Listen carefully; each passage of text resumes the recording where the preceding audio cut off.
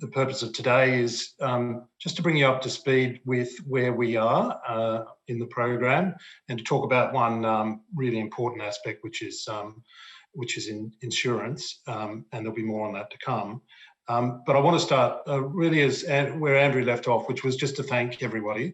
Cladding Safety Victoria is still a relatively new organisation, and we've been peddling pretty hard, but the reality is we can't do anything at all without the active help from everybody else involved in the industry, in other parts of government, certainly from the VBA, and in local councils, from all the MBSs and the VBA working as MBS that we work with every day.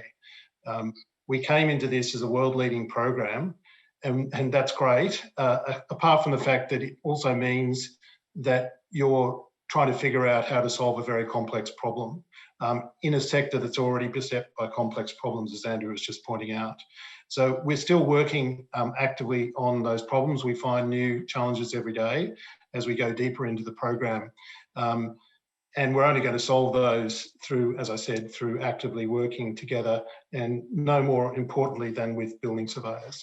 So wanted to absolutely recognise that and thank you for your ongoing support as we keep trying to get cladding off buildings. So how are we going? There are more than 650 buildings have been identified in the higher risk programs and sent to us by the statewide cladding audit. We've been working through a lot of those. Last week, we passed the 500 mark in terms of the number of owners corporations that we've engaged with. Of those, we start to investigate buildings.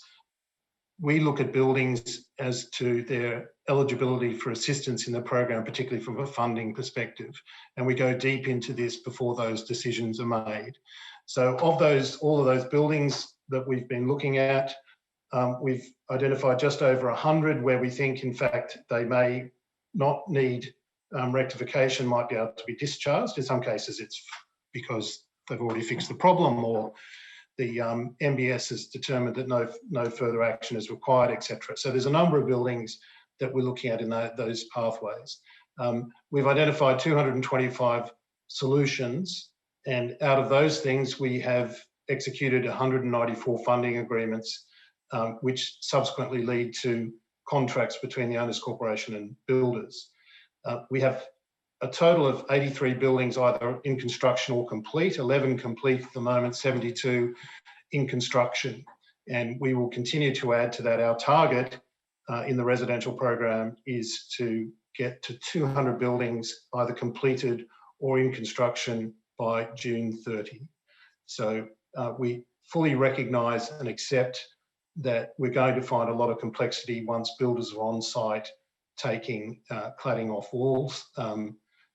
Particularly on some of those smaller buildings, we know that we're going to find other things, so we will have to work very closely with RBSs, with our independent project managers, etc., and the owners corporation to deal with all of those issues.